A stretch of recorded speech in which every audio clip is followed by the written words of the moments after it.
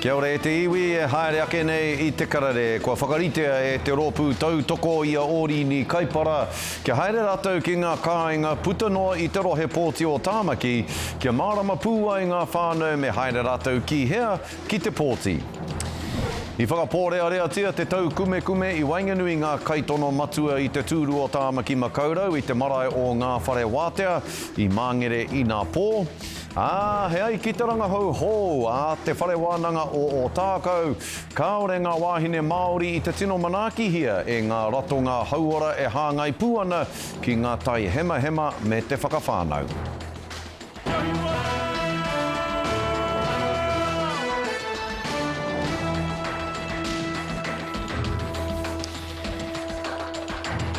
Nō reira kei ngā maunga tā uki tawhitonga wari o te motu tēnā koutou katoa. Ahakoa e waiwai tapu ana ia ki te kēmu tōranga pū kua whakaritea e te rōpū tautoko ia ori ni kaipara ko te hāpai o te ingoa. Kia haere rātou ki ngā kāinga o tēnā whānau puta noa I te rohe pōti o Tāmaki Makaurau. Kia mārama pūa I ngā whānau nei me haere rātou ki hea ki te pōti. I haere a mārena mane ki tetahi hui I tū ki ngā manu ātoi I Tāmaki Makaurau ki te whakarongo ake ki ngā kōrero. She had when she first started this campaign, she had said she wanted to go grassroots. He pō toro ki ngā whānau nō roto mai I Tāmaki Makaurau kia kite me nā rā ia kei runga I te rārangi tuku pōti. He karanga ki o mātou ake whānau kia piri mai ki tēnei kaupapa. Kia whai huarahi anō rātou ki te pōti, kia mārama ai rātou I te pūnaha o te pōti, me te māma hoki o tēnei mea te pōti. Koia te tino kaupapa. So we're here today, there's about 30 of us, and the goal is if 30 people ring 35 people, that's 1,000 names. And if those 1,000 names reach out to 5 people, that's 5,000 names. Ai, e huro ana I te mea he wahine wai maria hau, kua pau mai tēnei rōpū, me te huhua noa atu ki te tautoko I tēnei karanga aku. Ko te whāinga katoro atu te hunga whai hononga maha ki ngā whānau, whakamahi I o rātou ake waia, whakamahi hoki I o rātou ake rārangi hononga. Kaore I te mōhi o me he mea kei runga rātou te rārangi pōti, kua neke rānei, kua mukua rānei rātou, nō reira koinei a mātou mahi I tēnei pō I te roanga atu o tēnei haerenga, nō reira. E tika ana kia utua taku tira e te kāwanatanga. Ko tā te waia for the people tēnei kaupapa. Ko whakawhiwhia ki ia tangata I konei he rārangi ingoa. E mōhio nei rātou. Ko tā rātou mahi he waia hia I nei tini tangata.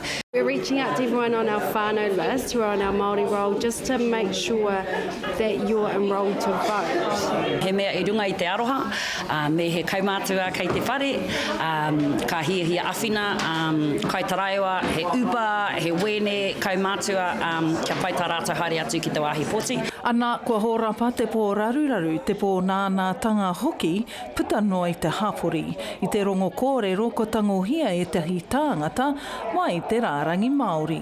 Koinei pēr tētahi o ngā tūmatarau o te Māori, ne? Ko te manaaki I te iwi, ko te manaaki I te tangata, e paku pauri ana, engari me pono au, e hohana ahau ki tēnei kāwanatanga me ngā kūrakuraku, ne? Ngā raru nui kua pā ki te punaha e pōti ai tātou I tēnei terenga, I tēnei wā, ne?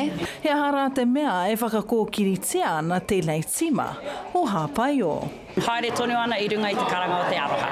Te aroha ki tō tātou, tō tāua, tuakana ia orini, me taku whakapono nui ki tāna tironga ki te ao, ki ona kaupapa, e kawe nei ia ki te wharepare mata. Yeah, well, we don't have the big budget like other parties, but what we do have is we have mana and we have connectivity and we have social media. I konei e whakatina ana ko te whakatauki, ko te amorangi kimua, ko te hāpai o kimuri, mārena mane, te karere. Hoi nō rā, I whakapōrea rea tia te tau kume i Wainganui ngā kai tono matua I te tūru o Tāmaki Makaurau, I te marae o ngā whare wātea I Māngere I ngā pō. Arā, I Wainganui ia pēni he nare rāwa ko Orini Kaipara, e tētahi a kai Porotehi. I whakatūria e Carl Mokaraka, he whakāhua o te kai tono no Vision New Zealand, ara o Hena Tāmaki. Kei roto ia I te whakataetae mo te tūru o Tāmaki, engari, kāore ia I pōhiritia ki uru ia ki te tau kume I ngā pō. You're a pest, brother, you're a pest! E mohiotia ana Mokaraka mo tana whakapōrea I te mahi a ngā kai tōranga pūaha koa no te hea pāti. I arahina ia ki waho e ngā kai whakahaere I te hui I ngā pō. I muri hoi tērā, ka waiata ngā kai tono matua e rua I te waiata tai aroha. Kia taua noa I te mauri ki te whare. Hoi nō rā, ko tātātou manuhiri rangatira o te rānei, ko Willie Jackson o te Rōpū Reipa. Willie, tēnā koe, I hea ke koe ngaro ana I enei marama nei, Willie, konei au. E tatari ana kia ke mai anō koe ki te kōrero auware ake I hea koe, Willie. Ai, koina te pātau nunu I tēnei wā, Scotty. Engari, roto wā e ho, pai ki te kōrero kia koe anō e hoa. Nau mai hoki mai, Willie, nau mai hoki mai. E hoa, te tau kume. I Wainganui a Orini Kaipara rawa ko pēni hēnare I tō tātou marae I wātea I ngā pō, I whakapōrea rea tia e tētahi tangata no te hāhi oranga ake e hoa. He hanga kōrero mō tērā, engari ko te pātainui, nā te aha koutou I kore ai, I pōhiri ia Hena Tāmaki, ki uru ia ki te tau kume I ngā pō. Well, Scotty, I whakatau tō mātou komiti Māori kia kaua e pōwhiri I a ia. Aha ko auta hea mana, kāre I te tika ki te whakahe I tō mātou committee, ne? So, e tautoko tā rātou kōrero pērā I te mea hoki kāre rātou I whakai me te mahi o te hāhi destiny. E mohio tātou tā rātou mahi I takahi rātou I runga I ngā kaupapa mō ngā takatāpuhi. E takahi I runga te mana me te tikanga o ngā mōmō hāpore, tino riri, tino hoha tā mātou committee, Scotty. So, aha koa I tautoko ahau hana, e mōhio au tana mahi I ngā wā o mua, e mōhio au tērā, engari he rereke ta mahi o tana Rōpū destiny, ne? So, I whiriwhiri rātou tā mātou committee, kāre pirangi rātou ki te ahana, koera te take, Scotty, koera te take. Ka pai. Atu I te rori whakapōrea I te kaupapa, I pēhea rā te tau kume I ngā pō. Hea ngā take nui I kōrero hia e pēni rāua ko Orini? Well, he pai ana te hui, Scotty, he pai ana te hui. Aha ko kāre pai te mahi te hāhi destiny, kāre he whakaute, ai, Scotty? Kāre he whakaute a destiny ki tō tātou marae. You know, ka whakararu rātou, ka pana ki waho. Aha ko I kōrero au I a rātou I te timatanga o te hui, engari kāre rātou I te whakarongo. So, koera te take mō tā mātou whakatau ki te pana destiny ki waho. Engari, e rawe te hui, Scotty. Tēnō rawe tahi te hui. Ko te mea nui, kia aro tātou, Scotty, ki te hōriri I tēnei pōti, ko tēnei kāwanatanga, Scotty.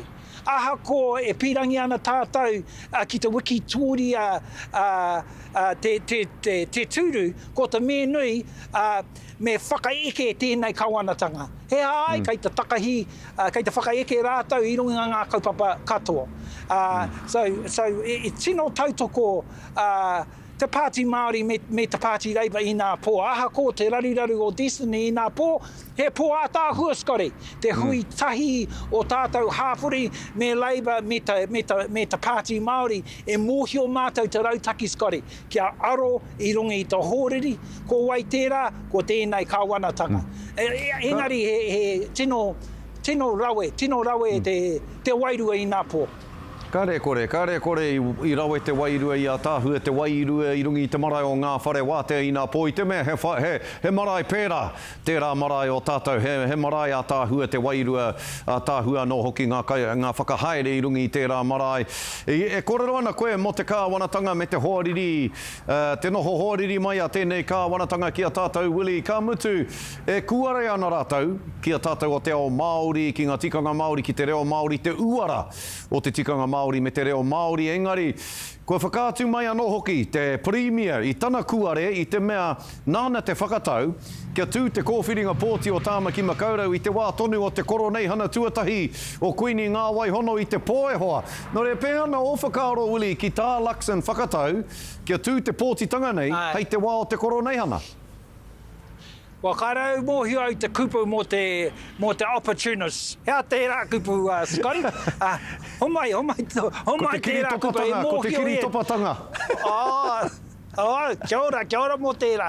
Engari, kei te tino mōhio ia te whakaaue, ne ai, Scotty? O te kingitanga, tino nanaki e tēnei premier, ne? Aha ko whakapare hako ia me tana kāwanatanga tō tātou tikanga ia wiki, o ka haere ia nei ki te koro nei hana ki te tautoko te Queenie. E tino nanakia, tino hoha au ki a ia, me ngā minata, me ngā whanaunga Scotty Morrison, Shane Jones, Winston Peters, Tama Pōtaka, tino hoha mātou ki a rātou. Engari, kei te mohio koe Scotty, tino nanake ia i te mea ahako i whakaeke, ahako i whakapara hako tātou te iwi Māori ia rā, o ka haere ia ki whia, ki te koro nei hana, i te mea e mohio e maha ngā tangata Māori i reira, ei. Tino nanake tēnei premier, Scotty. Tika tonu. Pōhehe au e mohi anau ki tōku whakapapa Willie engari mena ki ana koe he whanaunga Shane Jones mā tama pōtaka mā ki au. Me titiro anō au ki tōku whakapapa kia ki te ai au. Kei hea te honanga. Ki a rāua. O tira ki a rātou ngā Māori o te kāwara. Mohi au te honanga, mohi au. Tō matua Shane, mohi au. Rau e te whakaronga atu anō ki a koe. Hoki mai anō, ne? Hoki mai anō ki te karere. Kau e mata huna. Ai, kau e whakahea ai. Kōrero kia Blake, hei? Ko e tō kai arahi. Ka vai, māku i e kōrero. Tēnā koe, Willie. Kia ora rā. Oi anō rā e tiwi. Hei muri ake i ngā whakatairanga. E ai ki te ranga hau hoa te whare wānanga o tākou. Ka are ngā wāhine Māori i te tino manaki hia e ngā rotonga hauora e hāngai pūana ki ngā tai hema me te whakawhānau. Te whānuitanga o tēnei kaupapa e tiwi e kainamu mai nei kia mautonu mai.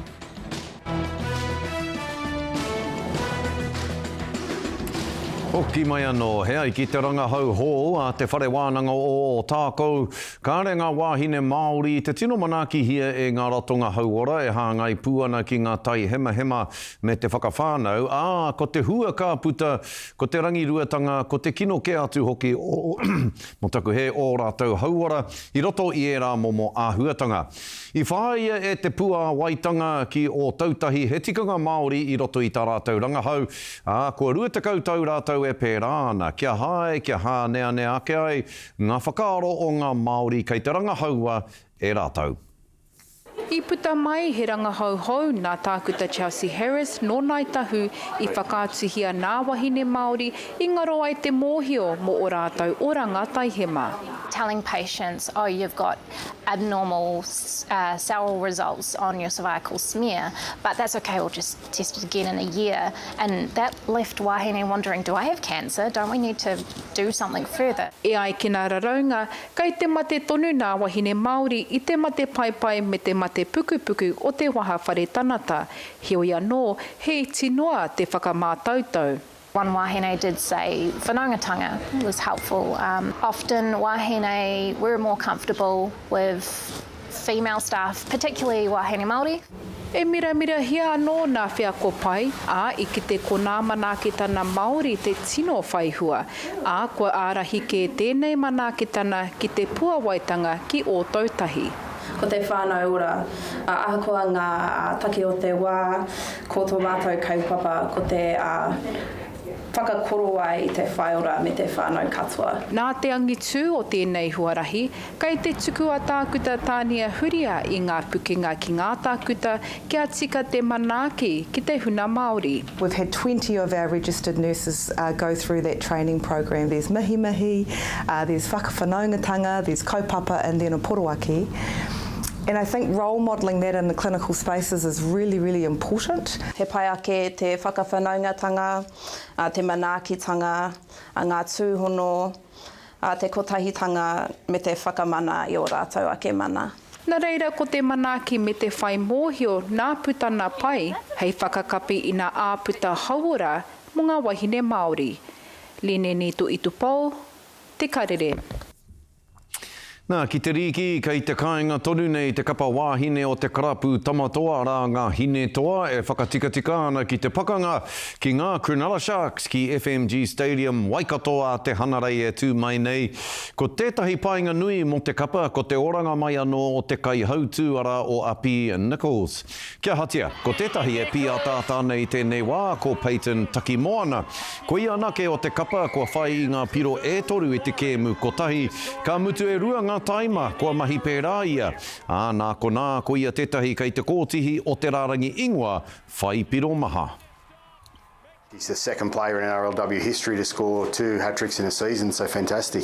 You know, it's testament to her resolve and who she is. Like round one, I know she was, you know, she won't mind me saying, she was reasonably distraught after the game. First time she played rugby league and got you know, what was a bit of a rude awakening for her, but just shows the fortitude she has to come in the next week with a smile on her face and understand, well, you know, that's something. Sometimes things like that happen in sport, and she's just gone from strength to strength since then. And further to that, I think to score 3 tries, you know, on a night when you've got 11 players, just shows not only, you know, what Peyton's doing, but what the team's actually doing. I tēnei wā nei kei te tūranga tua ono te kapahine toa I te NRLW e toru ngā wikitōriatanga I ngā kēmu e ono. Kriketi, ko hoki mai a Susie Bates, uri o Ngaitahu ki te wā kāinga nei, whai muri hoi āna mahi miharo I te hiku tau kriketi wāhine I Ingarangi. Nāna te tatau teitei rawa o te tau, nōna hoki te ingoa kei te kōtihi o te rārangi ingoa mō ngā toa ki te kohi omanga I ngā tākoro ruetekau. Ko hoki mai ia ki Aotearoa kia pai ai tāna whakariterite mō te whakataitai ipu kriketi wāhine o te ao ka sū ki Inia a te mutunga o te tau. Beautifully square driven for 4 towards. People say you know, but I just love it so much, and I've never not enjoyed the training. I've never felt like I can't get better, and I've never not had the motivation to try and get better. But look, the 50 over World Cup's a goal of mine to get to that, to play well at that and contribute to us winning. And then I've committed to the Sparks for a season, and then sort of after that I think it's just reassessing where my body's at, where my mind's at, and yeah, I don't make too many decisions too far ahead these days. Ko Susie Bates, te kaitākaro pakeke rawa kia whai te kotahirau omanga I tētahi whakataitai ipu o te ao. Ara, I whai ia I te kotahirau ono te kau mā toru omanga I ngā epanga kotahirau whā te kau. I te whakataitai T20 Blast I Ingarangi, ko ia te tino o te katoa ki te kohi omanga. Nō reire, kare mā, hei muri ake I te whakatā poto ko ngā huarere o te wā kia I te tonu mai.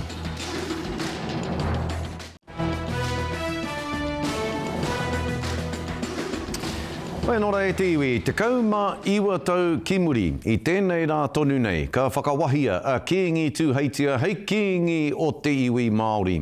I piki ki te tūranga o tōna māma. Hei tāanga manawa mō tātou I tēnei rā, ka hoki ki te tau 2007 me te pūrongo mō tā kēngi tūheitia kauhau tūmatanui tuatahi I tana koroneihana tuatahi.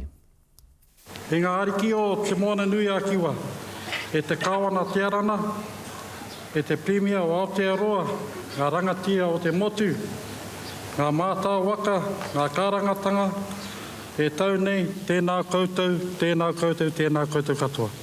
Ka rongohia taua nira e takāna I te tatari roa atu o te motu, mo te kupu, te kōrero tuatahi a Kingi Tuheitia. E ki te tātou, e tēnei ahia, korongo tātou I ana kōrero, ko te ko te hihi anō i te hono i a tātou. Paparonga tue ki ana kōrero, kāre ware ki o tātou marae, ki a tātou tamariki, e hono katuangia mai i rute i ana kōrero. E pai tērā i timatanga maa. Mui ana te papa o tūranga waiwa e te tangata. Koe nei rā hoki te koro nei hana tuatahi a Kingi Tuheitia, tana hoa rangatira, tā rāua whānau, te kāhui ariki, te motu me te ao. Te pai hoki tino miharo aka no te kōrero a te Kingi. I roto tona kōrero o tona whakaaro, mo te manaki a te motu, me te kaha i pirangi aka no te Kingi, hei whai kaha aka no tātou i te kotahitanga, me tona āhua. Engari e kita aka no koe tēnei rā, e tino rā hoki aka no tēnei mo tātou katoa. Ko ngā ariki o ngā whanaunga o ngā mautere o te Moana Nui Akiwa, i noho tahi me Tuheitia, kia pā mai ki Aotearoa, ki te pirimia a Helen Clark, me te kanohi o Kuini Wikitoria. Ahakoa, tēnei te ariki nui te Kingi Tuheitia, koe nei tona tautuatahi. Kei te mau mahala tonu ki tona whae. Engari, māna tū e hikoe, tona hikoe taku. Kore tae te tahi atu ki te tū i rote i ngā tauwai o te tahi atu. Māna tū e āta whai ona nei hie taku. Ko te rā whakamutunga tēnei o te koroneihana o Kingi Tuheitia, tēnei taurua mano mā whitu. Mā te rakuraku, te karere. Hoi nō rei tiwi anei ngā huarere kei mua i a tātou. E rapu ana ahau i te hiringa matua, te momo hiringa, e tutuki ai o kua wata, no kue kaiwa. Rangi pai huarere kei te haere ake ki a tātou, te nui ngō tātou hei ene a rangi whakatānei. Koe nei a tātou a kohinga kōrero mo tēnei rā e tiwi e mihi ane ki a koutou tūrou pare a tūrou Hawaiki.